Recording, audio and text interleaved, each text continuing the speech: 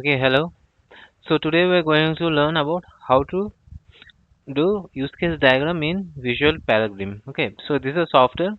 Like we have different softwares, right? Modelio, we have different softwares. This is one of the software to create a use case diagram for Practicum 2. Okay, so this is the first interface. When you open the application, you will get a visual or the dashboard like this. Okay, so first you have to start with creating a new project. So for example, I'll create a project for our use case, that is software engineering, right? Engineering. Now author, I'll put it Rishabh, then we'll create a blank project. Whenever you click on the blank project, see now the project name has been changed to engineering. So after that, we'll go to diagram and we'll start with creating a new diagram. So our use case is creating an use case diagram. So we'll select this use case diagram, then we'll click on next. Now we'll select this blank and we'll click on next. Then the diagram name for our case is practicum 2. So we'll select practicum 2 and then we'll click on OK. So our work environment will be open here. We will have everything here, all the icons that we need, all the tools that we need, and our blank space to create the diagram. So first thing, we'll start with creating our application. So for our use case today is creating a e-commerce site with a payment gateway. Why do you we are attaching a e-commerce with a payment gateway? Because we need to understand systems. We have not understand system till now. We have just used use case, actors, and association, but we have not used these other things that are currently present. But usually from use case till extent, these are only used. The other things are not used that much. In future, we'll if it is needed, we'll learn on that. But for the time being, we'll start with use case and we'll end it with extend. So whenever we start with an actor, right? For e-commerce site, what will be the actor? The actor will be the customer. So we'll write it as customer, right? So we have named it customer and the actor is created. Now the actor has some use case, right? So we'll create the use case for each of this actor. So how to create the use case? We'll select this use case and we'll just click on this blank space that is given to us. So we'll select here. Now the use case for e-commerce side, we have a lot of use cases. For first, we'll do a very simple one and implement an payment gateway. We'll see how it is done. So first is use case. We can see search for an item, right? Search for an search item. To name it very easy, is search item. So we have created an use case. Then you can create another use case. The other use case is making a or going through buying or purchase order. So this is the new two use case, and then we know how to connect them, right? So we'll click on this association. We'll click on this association, then we'll click on the customer. Similarly, again for this bubble, we'll select this and we'll select customer here. Now the connection is done. We'll just move it to a bit right to make it look good. We'll select here. This also will select. We can select here. Now these two are done. Okay, but till now we have done this much customer and some use case and you have connected, but we have never gone into the other two things, right? Now we need to start to know what is the meaning. So association is a linkage between a customer and a use case. So what is a customer or a actor? An actor is a person or real life person, or not real life, but it's a person who is acting or a object that is acting. And what is the acting they are doing? The acting they are doing, or the what do you call that, the job they're doing is this use case. So whenever you are attaching a customer to an use case, we'll always use the association line from here to here. But when do you use this include and extend? So include and extend, there is a big difference, but they are similar. So for example, I want to connect this bubble to this bubble, will not use something, will not use association, we will use include or extend. Now when to use include and when to use extend? So include, we will use it whenever you're using some use case that is compulsion, that has to go through that phase. You'll understand when I'll do it. And extend is something that is not compulsion, that is like out of choice you are doing it.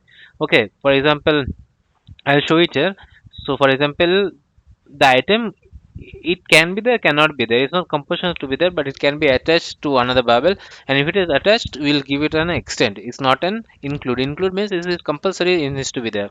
Okay, we'll get an example. For example, in Flipkart or something, when you buy something, right? We'll use will purchase or will can cancel. A cancel button should always be there. Yes or no? A cancel button should always be there because it is compulsion. If you are not don't want like you went to the purchase menu and you want to go back, there should be a go back menu. Always should be a go back. No matter what happens, you buy or not buy, you should be there. So it's a compulsion. So when is a compulsion? What did I say? You should use include. So I'll create an another use case. For example, cancel order. So cancel order is another use case. Then we can attach this we can attach this with customer, but now this how this will be linked. So this has to be linked to purchase because this include. See, cancel order is always needed for a purchase order. Yes or no? If you purchase, there should be a cancel order. Yes or no? Then we'll create something. Another is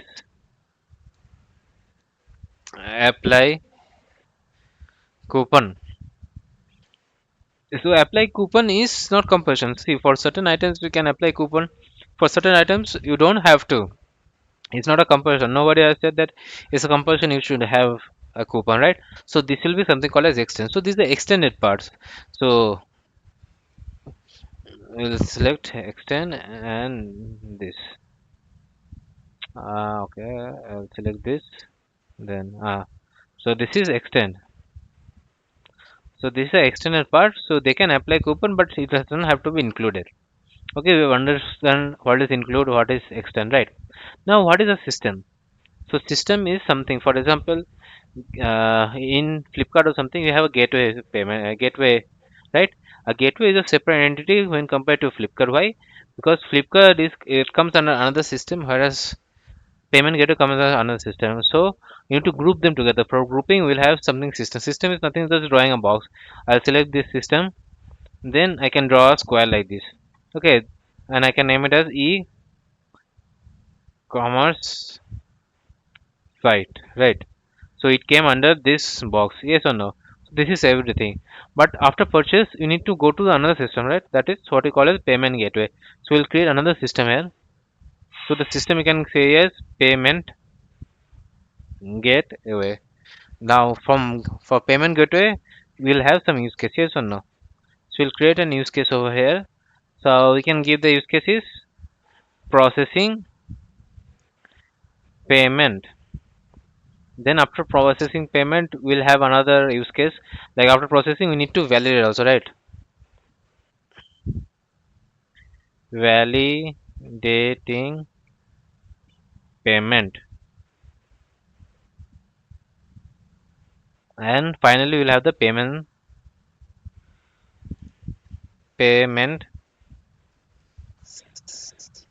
status. Now we will see these two are different systems. Now there should be a connection, right? There should be a connection between this and this. So how we'll connect? We'll use include because the purchase order should always have this payment gateway, right? It is not a choice. It is has to be there. So we'll click on include. We'll click this and it has to go to the next. That is payment processing. Now for payment processing, there has to be an actor, right? That is important. There has to be an actor. So who will be the actor for payment gateway? Is the customer? No. For a payment gateway, the customer is not an actor. The actor will be who will be controlling this by processing, validating payment status.